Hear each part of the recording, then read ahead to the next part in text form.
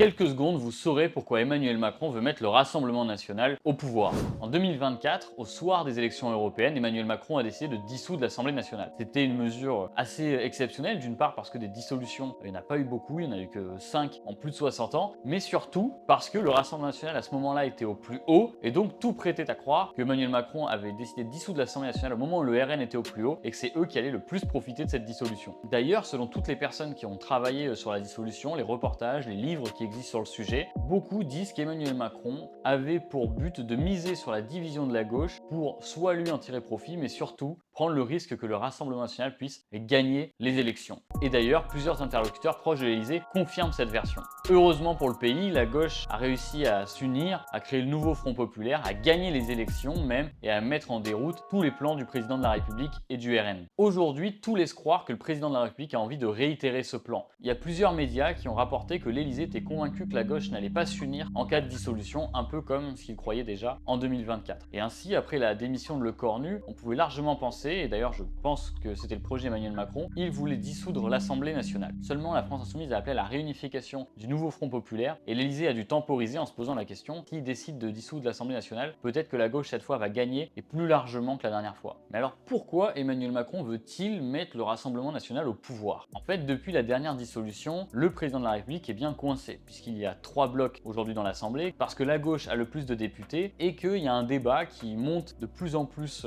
dans le pays sur, par exemple, la taxe Zuckman, taxer les riches, et notamment ça s'explique parce que le coût de la vie est de plus en plus élevé, et que les milliardaires sont de plus en plus riches. Alors, le système, il n'a pas beaucoup de choix. Pour se protéger, il faut soit un parti qui les favorise, qui arrive au pouvoir, soit il faut qu'il y ait un nouveau président de la République parce que Macron est trop affaibli. Donc le système qui est en danger, il laisse deux options à Emmanuel Macron. Soit le Rassemblement national arrive à Matignon et du coup il y a une cohabitation et le RN ne voulant pas toucher aux privilèges des plus riches, eh bien ça ira très bien au système. Soit le président de la République va être obligé de partir parce qu'aujourd'hui il est beaucoup trop faible et ils espèrent peut-être qu'avec une nouvelle présidentielle, il pourrait faire élire soit un candidat du RN, soit un candidat de centre-droit type Édouard Philippe. Emmanuel Macron, bien sûr, il préfère la première option, à savoir qu'il reste président et qu'il y ait une cohabitation. Donc c'est pour ça qu'il essaie dans tous les sens de chercher maintenant un accord de non-censure assez large qui pourrait le sauver. Ou alors il va tenter d'une manière ou d'une autre de faire élire le Rassemblement national pour qu'il puisse prendre la main sur Matignon. Et d'ailleurs, le RN est assez conscient de cette situation et ils lui rendent plutôt bien. Même si des fois ils appellent à la démission, la vérité c'est que quand l'Assemblée nationale, il y a quelques jours, a dû s'exprimer sur le fait de pouvoir faire voter la destitution du président de la République, c'est le RN avec 5 de ses députés présents au bureau de l'Assemblée qui a fait échouer la possibilité pour l'Assemblée de voter la destitution du président de la République. Bref, sur les prochains temps qui vont s'ouvrir, on va avoir un président de la République qui va tout tenter pour mettre le RN au pouvoir, on va avoir un RN qui va tout tenter pour se faire accepter de l'oligarchie et du système pour rassurer aujourd'hui les plus riches du pays. Mais à nous maintenant, la gauche, au nouveau Front populaire, de réussir à s'unir pour mettre en déroute les plans du président de la République si jamais il décidait de dissoudre l'Assemblée et surtout exprimer aujourd'hui que le président est dos au mur, que c'est lui le point bloquant dans le pays et qu'il doit s'en aller.